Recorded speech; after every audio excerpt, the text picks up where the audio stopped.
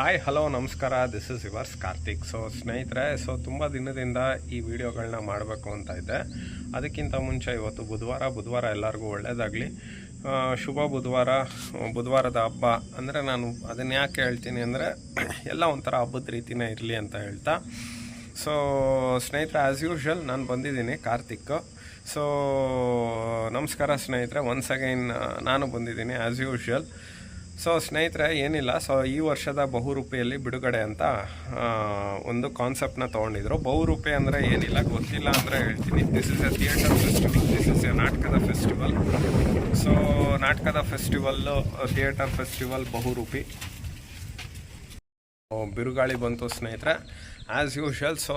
15ನೇ ತಾರೀಕಿಗೆ ಶುರುವಾಗಿ ಇದು ಅಂದರೆ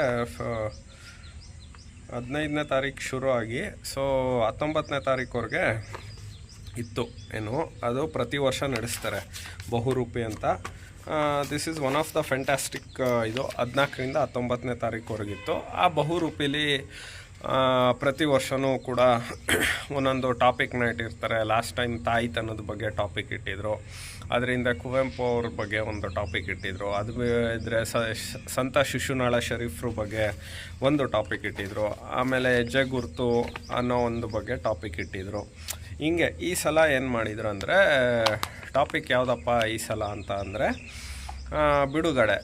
ಬಿಡುಗಡೆ ಒಂದು ಟಾಪಿಕ್ ಇಟ್ಟಿದ್ರು. ಯಾವುದು ಬಿಡುಗಡೆ? ನಮ್ಮ ಜಾತಿ ವ್ಯವಸ್ಥೆ, ನಮ್ಮ ಧರ್ಮದ ವ್ಯವಸ್ಥೆಯಿಂದ ನಾವು ಬಿಡುಗಡೆ ಆಗಬೇಕು ಅಂತ ಟಾಪಿಕ್ ಇಟ್ಟಿದ್ರು. ಅದಕ್ಕೆ ಆ್ಯಸ್ ಯೂಶ್ವಲ್ ಆಗಿ ಅತಿಥಿಗಳನ್ನ ಕರೆಸಿರ್ತಾರೆ, ಗೋಷ್ಠಿಗಳಿರುತ್ತೆ, ಎಲ್ಲವೂ ಓಕೆ. ಇವಾಗ ರಂಗಾಯಣದ ನಿರ್ದೇಶಕರು ಆ್ಯಸ್ ಯೂಶ್ವಲ್ ತಿಪ್ಟೂರು ಸತೀಶ್ ತಿಪ್ಟೂರು ಅಂತ. ಅದಾದಮೇಲೆ ನಾಗಲಕ್ಷ್ಮಿ ಚೌಧರಿ ಬರಬೇಕಿತ್ತು, ಬರಲಿಲ್ಲ. ಅದಾದ ನಂತರದಲ್ಲಿ ಅಲ್ಲಿ ಅಂದರೆ ಈಗ ಒಂದು ಟಾಪಿಕ್ ಬಗ್ಗೆ ಹೇಳ್ತಾರೆ, ಅದಕ್ಕೆ ಒಬ್ಬರು ಬಂದು ಮಾತಾಡ್ತಾರೆ. ನಾನು ಇಲ್ಲಿ ಅದೆಲ್ಲ ಇದು ಹೇಳಲ್ಲ. ಯಾರು ಏನು ಮಾತಾಡಿದ್ರು ನನ್ನ ಒಂದು ಭಿನ್ನಾಭಿಪ್ರಾಯ ಏನು. ದಿನೇಶ್ ಅಮೀನ್ ಮಠ್ ಸೀನಿಯರ್ ಜರ್ನಲಿಸ್ಟ್, ನೀವೆಲ್ಲ ನೋಡಿರ್ತೀರ. ಅವರು ಬಂದಿದ್ದರು. ಅವರ ಟಾಪಿಕ್ ಏನಪ್ಪ ಅಂತ ಅಂದರೆ ಏನು, ಈ ರಿಸರ್ವೇಷನ್ನು ಮತ್ತು ಜಾತೀಯತೆ ಅಂದರೆ ಸಾಮಾಜಿಕವಾಗಿ. ಇದು ಅವ್ರದ್ದು ಟಾಪಿಕ್ ಆಗಿತ್ತು, ದಿನೇಶ್ ಅಮೀನ್ ಮಠ್ ಅವರು. ಶುರು ಮಾಡಿದ್ರು ದಿನೇಶ್ ಅಮೀನ್ ಮಠ್ ಅವರು. ಹಿಂಗಿತ್ತು, ನಾವೆಲ್ಲ ಲಾಸ್ಟ್ ಬೆಂಚ್ ಹುಡುಗರು, ಹೋರಾಟದ ಮೂಲಕ ಬಂದವರು. ನಾವು ಖಂಡಿಸ್ತೀವಿ, ಅದು ಇದು ಎಲ್ಲ ಆಗಿ ಫೈನಲಿ ಅವ್ರದ್ದೊಂದು ಟಾಪಿಕ್ಕಿಗೆ ಬಂತು, ರಿಸರ್ವೇಷನ್ನು. ಅವರು ಒಂದು ಕಡೆ ಹೇಳ್ತಾರೆ, ಪ್ರಶ್ನೆ ಮಾಡ್ತಾರಂತ ಅವ್ರಿಗೆ, ಖರ್ಗೆ ಮಗನಿಗೂ ರಿಸರ್ವೇಷನ್ ಕೊಡಬೇಕಾ, ಅದು ಎನ್ಲಾರ್ಜು ಇದು. ನಾನು ಎಲ್ಲನೂ ಸರಿ, ದಿನೇಶ್ ಅಮೀನ್ ಮಠ್ರೆ, ನಮ್ಮ ದೇಶದಲ್ಲಿ ಏನು ಹಿಂದೆಯಿಂದ ಬಂದಂಥ ಸಂದರ್ಭಗಳಲ್ಲಿ ಇವೆಲ್ಲ ಆಗಿದ್ದಾವೆ, ಅವ್ರಿಗೆ ಅವಮಾನಗಳಾಗಿದೆ. ನಾವೆಲ್ಲ ಅವ್ರನ್ನ ಸ್ಪುರುಷರ ಥರ ಎಲ್ಲ ನೋಡಿದ್ದೀವಿ, ಎಲ್ಲ ಓಕೆ. ನಾನು ಹೇಳೋದು Dinesh Amin Mathre, it's a fine, ಎಲ್ಲವೂ ಸರಿ.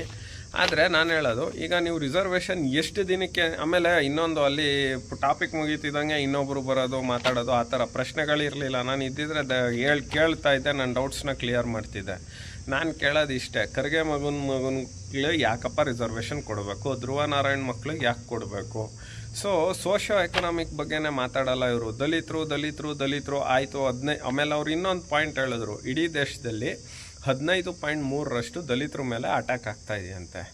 ನಾನಿಲ್ಲ ಅಂತ ಹೇಳಲ್ಲ, ಹೈಯೆಸ್ಟ್ ನಂಬರ್ ಆಫ್ ಅವರು. ಜನರಲ್ ಮೆರಿಟ್ ಮೇಲೆ ಅಟ್ಯಾಕ್ ಆಗ್ತಾ ಇರೋದು, ಮಿಕ್ದವ್ರ ಮೇಲೆ ಅಟ್ಯಾಕ್, ಅದ್ರ ಬಗ್ಗೆ ಮಾತಾಡಲ್ವಲ್ರಿ. ಅರೆ, ಬರೀ ದಲಿತರು, ಬರೀ ಮುಸಲ್ಮಾನರು ಅಂದರೆ ಮಿಕ್ದವ್ರು ಗೆಲ್ಲಿ ಹೋಗ್ಬೇಕು? ಬೇರೆಯವ್ರ ಮನುಷ್ಯರಲ್ವಾ? ನನ್ನ ಮೂಲಭೂತ ಪ್ರಶ್ನೆ ದಿನೇಶ್ ಅಮೀನ್ ಮಠ್ರಿಗೆ, ಖರ್ಗೆ ಮಕ್ಳಿಗೆ ಯಾಕೆ ರಿಸರ್ವೇಷನ್ನು? ಆಯಿತು, ಖರ್ಗೆ ಮಕ್ಳಿಗೆ ನೀವು ಕೊಟ್ಟ ಮೇಲೆ ಬೇರೆ ಜಾತಿಗಳಲ್ಲಿ ಇರಬೇಕಲ್ವಾ, ಅವ್ರೆಲ್ಲಿಗೆ ಹೋಗ್ಬೇಕು? ಅದರಲ್ಲಿ ಬಡವ್ರು ಇರಲ್ವಾ?